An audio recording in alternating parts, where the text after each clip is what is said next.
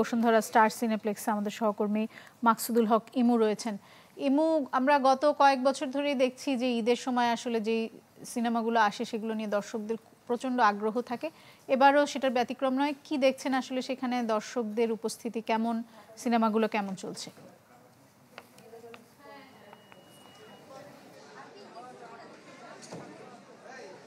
এবার ঈদে আসলে একটা সবচেয়ে বড় জিনিস যেটা দেখতে পেয়েছি যে বাংলা সিনেমায় কিন্তু যে জোয়ারটা সেটা কিন্তু এবারও অব্যাহত রয়েছে এবং তাণ্ডব সহ 6টি সিনেমা মুক্তি পেয়েছে এবারের ঈদে। সবগুলো সিনেমা দেখার প্রতি দর্শকের আগ্রহ রয়েছে, তবে তাণ্ডব যে সিনেমাটি রায়হান রাফি পরিচালিত সেটি নিয়ে কিন্তু দর্শকের আগ্রহ সবচেয়ে বেশি আমরা দেখছি এবং সিনেপ্লেক্সে গতকালকের তুলনায় আজকে কিন্তু আমরা বেশি দর্শক পেয়েছি। এবং সবচেয়ে বড় কথা, কিছুক্ষণ আগেই দেখেছি তাণ্ডব সিনেমার যে আজকের শো ছিল সেটি শেষ হয়েছে এবং দর্শকদের একটা প্রচুর উপচে পড়া ভিড় ছিল পরবর্তী শো এর জন্য। আমরা এই মুহূর্তে দর্শককে দেখাতে যাচ্ছি যে তাণ্ডব সিনেমার পরিচালক রায়হান রাফি আমাদের সঙ্গে আছেন, তার সঙ্গে একটু কথা বলার চেষ্টা করব। রায়হান রাফি আমাদের সাথেই আছেন। রায়হান রাফি, ঈদ কি তাণ্ডবময় একটু জানতেই চাই। সেটা তো মনে হচ্ছে, দেখে মনে হচ্ছে যে তাণ্ডবময়, মানুষ যেভাবে তাণ্ডবকে গ্রহণ করছে, যেভাবে উল্লাস করছে, যেভাবে তাণ্ডব তাণ্ডব বলছে এবং বলছে তুফান 2 পরে আসুক, আগে তাণ্ডব 2 আমরা দেখতে চাই। তো মনে হচ্ছে এবার ঈদ আসলে তাণ্ডবময়।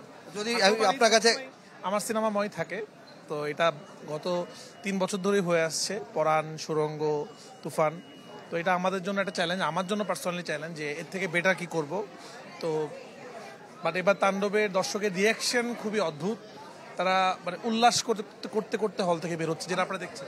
আমরা একটা জিনিস আপনার কাছে জানতে চাই, যেহেতু আপনাকে পেয়েছি, গতকাল পর্যন্ত শুনেছি 26টি শো ছিল সিনেপ্লেক্সে, এখন সেটি 48-এ গিয়ে ঠিকেছে। এই শো দর্শক চাহিদার ভিত্তিতেই বেড়েছে, কেমন মনে হচ্ছে? খুবই ভালো। তারপরেও তো টিকিট পাওয়া যাচ্ছে না 3 দিনের, 48টা শো, তারপরেও টিকিট নাই। ম্যাক্সিমাম অডিয়েন্সই তাণ্ডবের জন্য যারা আসছেন, সিনেমা টিকিট না পেয়ে ফিরে যাচ্ছেন। তো আমাদের আরো হল থাকলে আরো ভালো হতো, কারণ আমি খুব খারাপ লাগে কোনো অডিয়েন্স যদি তাণ্ডব দেখতে চায় কিন্তু দেখতে না পারে।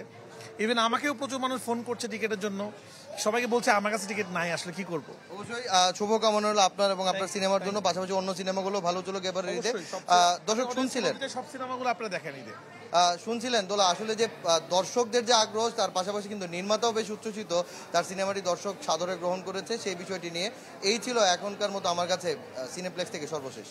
জি ইমু, অসংখ্য ধন্যবাদ আপনাকে। পরবর্তী সংবাদগুলোতে হয়তো অন্যান্য চলচ্চিত্রের খবরও আপনার কাছ থেকে আমরা জানতে পারবো।